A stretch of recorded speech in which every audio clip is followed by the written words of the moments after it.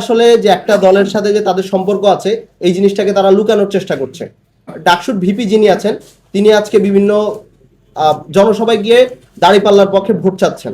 এখানে আমাদের একটা আশঙ্কা আছে, অবশ্যই আমাদের একটা আশঙ্কা আছে যে বিশ্ববিদ্যালয় প্রশাসন তারা যেভাবে কাজ করছে, অর্থাৎ তাদের যে কাজের প্রক্রিয়া, সেই কাজের প্রক্রিয়াটাকে আমরা সন্দেহ চোখে দেখছি, যেখানে আসলে বিজয়ের মাসে কোনো ধরনের পূর্ব প্রস্তুতি ছাড়া তারা হচ্ছে এই কাজগুলো করছে এবং সেটিকে আমরা অবশ্যই সন্দেহের চোখে দেখি। আমরা আসলে জানি না এখানে আসলে সঠিক উদ্দেশ্যটা কি, কিন্তু আমরা অবশ্যই এটাকে আমাদের জায়গা থেকে আমরা সন্দেহের জায়গায় দেখি। একটু অ্যাড করে দেই, আপনি এর আগের বছরগুলোতে যদি ডিসেম্বরকে দেখেন, অর্থাৎ ডিসেম্বর মাসে বিশ্ববিদ্যালয়কে যেভাবে হচ্ছে যে সজ্জিত করা হয় সেটি কি এবার দেখতে পাচ্ছেন কিনা, সেটি যদি আপনি না দেখতে পেয়ে থাকেন তাহলে আপনার মতো আমরাও এটিকে সন্দেহের নজরে দেখছি। কারণ একই সাথে বিশ্ববিদ্যালয়টি হচ্ছে যে অনাড়ম্বর এবং ঠিক একই সময়ে যেটিকে কেন্দ্র করে বিশ্ববিদ্যালয়ের বিভিন্ন সংগঠন নানা ধরনের বিজয় কেন্দ্রিক আয়োজন করে সে জায়গাটিকে হচ্ছে যে এখন ঘুরে রাখা হয়েছে।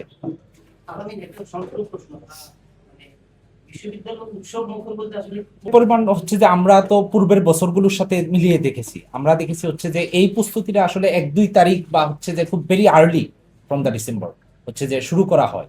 তো এই তারা যে বিশ্ববিদ্যালয় যেগুলো শুরু করবে সেগুলো তো হচ্ছে যে আমরা এখনো জানি না। সো হচ্ছে যে দ্যাটস ওয়াই হচ্ছে যে আমাদের এই অভিযোগগুলো সামনে নিয়ে আসা, আপনারা বা আমাদের সন্দেহের কথাটা জানা। আমি একটু তো ডাকসু হওয়ার পরে কিন্তু প্রত্যেক হলে কিন্তু আমরা যারা সম্পাদকরা আছি, বিপিজিএস আছে, তো এ প্ল্যান করা হওয়ার কথা ছিল, কিন্তু এই পর্যন্ত কোনো হলেই এরকম কোনো প্ল্যান করা হয় নাই। এতে এটি স্পষ্ট যে বিশ্ববিদ্যালয় প্রশাসন কোনো ধরনের প্ল্যান তারা এবার হচ্ছে করছে না, এবং সেজন্য তারা বিশ্ববিদ্যালয়কে তারা বিভিন্নভাবে ক্যাম্পাস বন্ধ রেখে এবং যেটা টিএসসি যে প্রাঙ্গণটা সেটাকে তারা এটাকে তারা বন্ধ রাখার একটা প্ল্যান করেছে। রাজনৈতিক সংগঠনকে এখানে প্রশ্ন করছি না, আমরা প্রশ্ন করছি বিশ্ববিদ্যালয় প্রশাসনকে এবং বিশ্ববিদ্যালয়ে যারা নির্বাচিত প্রতিনিধিরা আছে তাদেরকে। এখানে বিশ্ববিদ্যালয়ের নির্বাচিত প্রতিনিধিরা যদি বলে যে আমাদের এখানে কোনো অপিনিয়ন দেওয়ার সুযোগ নাই বা আমাদের অপিনিয়ন নাই, তার মানে হচ্ছে তারা সম্পূর্ণভাবে ব্যর্থ, যে তারা আসলে অ্যান্টি স্টাবলিশমেন্ট বা স্টাবলিশমেন্টের বিপক্ষে তারা কথা বলতে পারছে না বা কথা বলছে না। তো এই জায়গাটা আমার মনে হয় পরিষ্কার করা উচিত। দ্বিতীয়ত হচ্ছে আপনি একটা সংগঠনের, আপনি যাদেরকে বলেন যে আদর্শিকভাবে আপনি এক এবং আপনার যে কার্যকরী পরিষদ, সেই কার্যকরী পরিষদে জামাতের একজন সদস্য থাকে, এটিকে যখন আপনি বলেন যে শুধুমাত্র আমাকে অমুক ডেকেছে বলে আমি যাচ্ছি, তাহলে আমরা মনে করি যে এটা আসলে ভুল, মানে এটা ইচ্ছাকৃতভাবে এখানে ভুল বলা হচ্ছে। বরং এখানে আসলে যে একটা দলের সাথে যে তাদের সম্পর্ক আছে এই জিনিসটাকে তারা লুকানোর চেষ্টা করছে। আমরা আমাদের জায়গা থেকে যখন আমরা বলি যে আমরা এনসিপির সহযোগী সংগঠন, আমাদের আদর্শিকভাবে মিল আছে, আমরা এই জায়গাটা স্বীকার করি, কিন্তু অনেকেই আছে তারা তাদের যে মূল সংগঠন আছে সেই সংগঠনের সাথে তাদের যে সম্পর্ক আছে সেই সম্পর্কটি তারা স্বীকার করে না এবং সেটিকে বিভিন্নভাবে লুকানোর চেষ্টা করছে।